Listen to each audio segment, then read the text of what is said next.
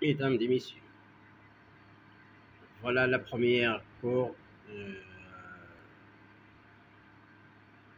la mécanique auto. Première chose, la définition du moteur diesel.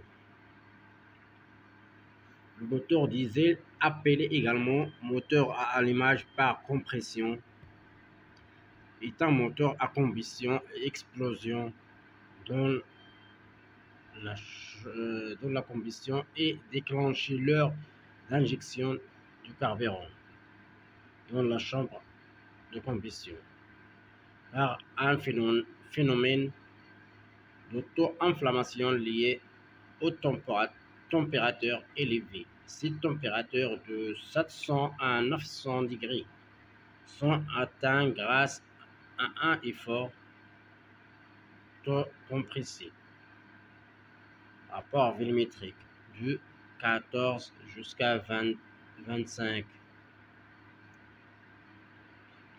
Les bougies de préchauffage sont souvent utilisées pour le démarrage à froid des petits moteurs qui craignent un point chaud facilitant le déclenchement d'inflammation de mélange air-carburant.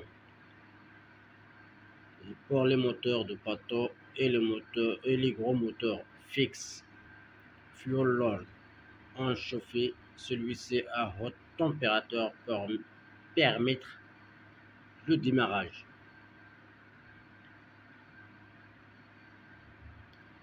Et voilà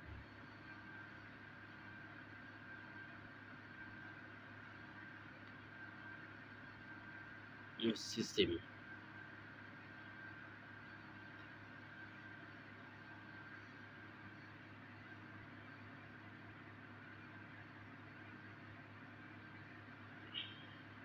Le fichier, on le voit à avant, droit et gauche, comme cela.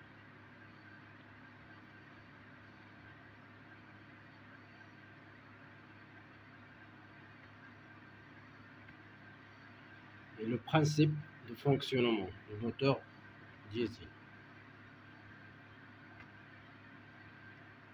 Comme vous voulez voir, le principe de fonctionnement. Comme le moteur thermique à essence, le moteur diesel est constitué d'un ensemble vilebrequin piston coulissant dans 10 cylindres reliés par les vielles. L'ensemble est recouvert d'un culasse ou d'isopap actionné par un abracam, lui-même synchronisé au vilebrequin, ouvrant et fermant alternativement les chambres de combustion reliées aux collecteurs d'admission et d'échappement. Dans le système moderne d'injection directe, de l'air est aspiré dans la chambre de combustion. Le volume libéré par la descente de piston dans le cylindre.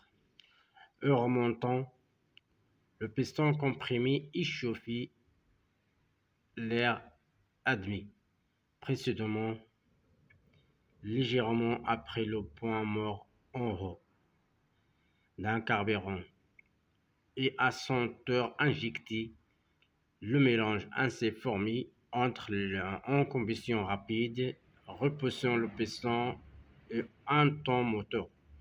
Puis, les gaz brûlés sont évacués par la remontée de piston dans l'échappement. Variante du cycle de Roach. Le cycle diesel s'est décomposé aussi en 4 temps. Admission d'air pour l'ouverture de la soupape, admission et la descente du piston. Compression de l'air.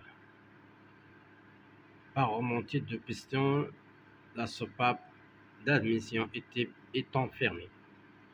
Le temps moteur, puis avant le point mort rouge.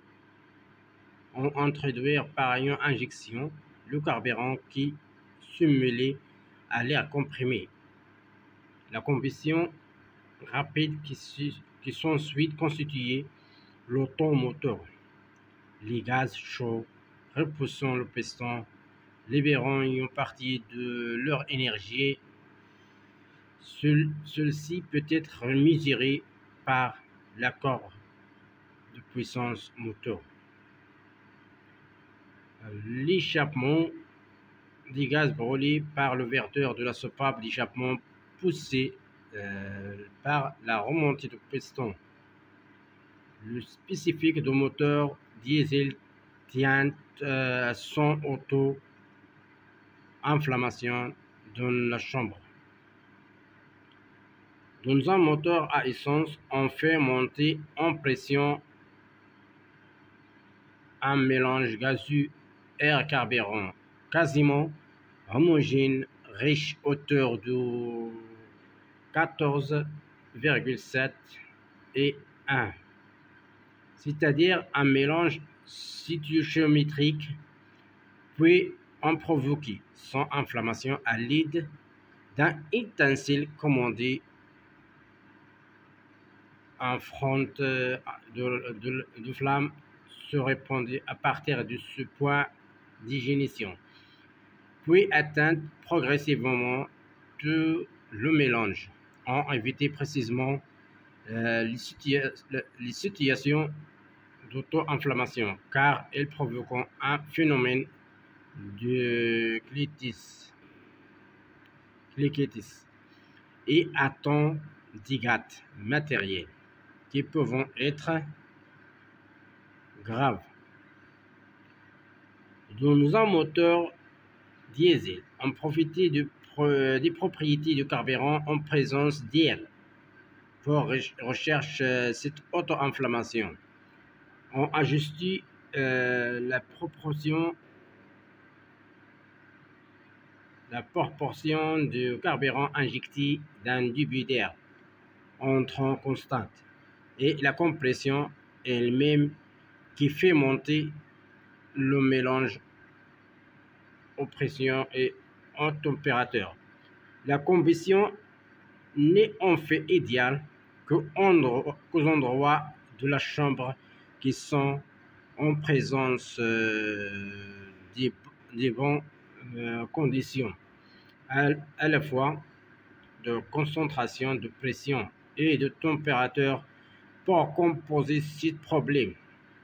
Augmenter la compression de mélange, notamment par un exit d'air admis. Cette méthode permet de limiter l'émission des gaz brûlés, mais conduit à d'autres inconvénients comme la formation d'oxygène d'azote NOx et le besoin d'avoir recours des pièces beaucoup plus d'autres inconvénients plus résistantes afin de permettre l'auto-inflammation de mélange. L'air entrant est comprimé à la hauteur de 20/1, environ 35 bars, et sa température portée de 600 à 1500 degrés. Environ, c'est tout le carburant injecté pulvérisé sous la forme d'un brouillard de fin gouttelette et s'enflamme presque un instant sans qu'il soit nécessaire pour recourir à un allumage commandé par bougie et en brûlant le mélange, augmenter fortement la température et la pression dans le cylindre, 60 à 100 bars, repoussant le piston et autrement via la bielle, la rotation de Villebrequin. Et pour le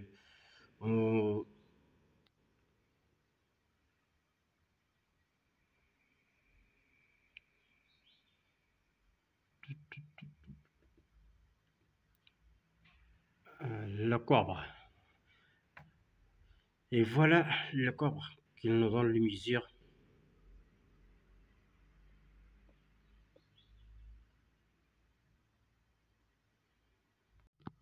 La combustion.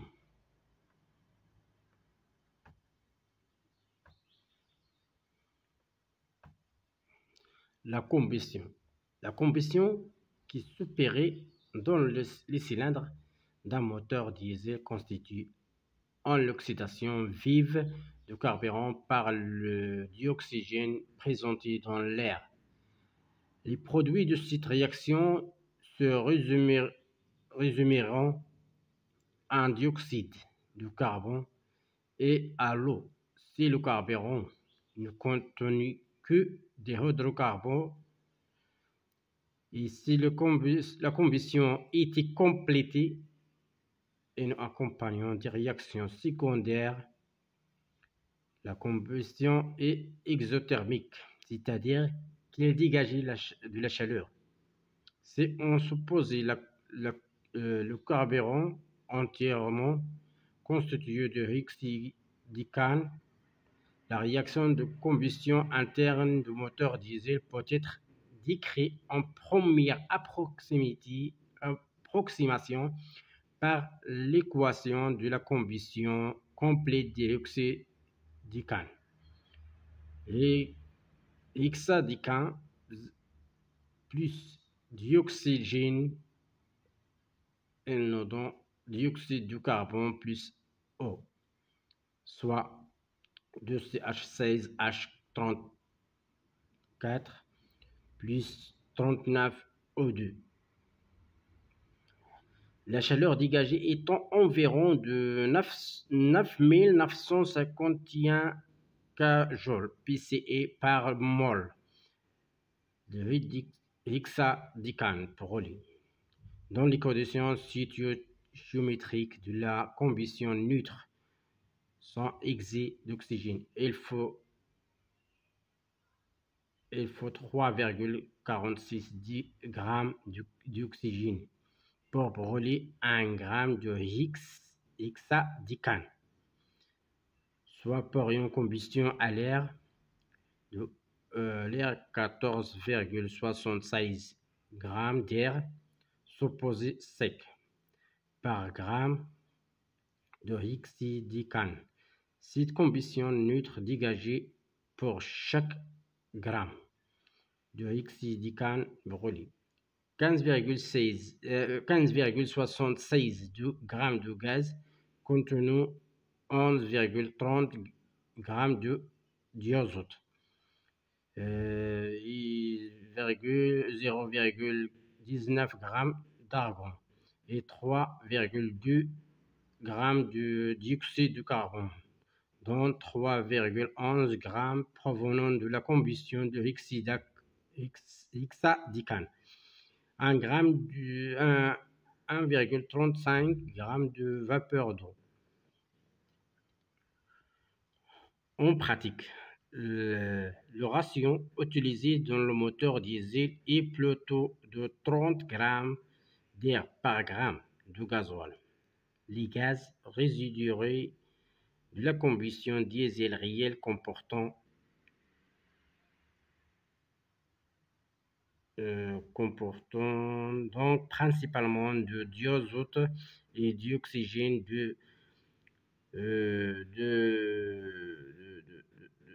d'oxyde de carbone, de la vapeur d'eau et de l'argon venant s'y ajouter divers polluants résultant de caractères imparfaits de la combustion principale et de l'existence de diverses réactions secondaires.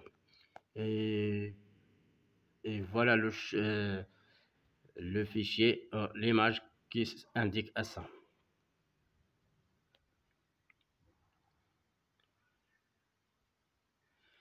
Et merci à tous et je vous souhaite une bonne journée et n'oubliez pas de faire like et abonner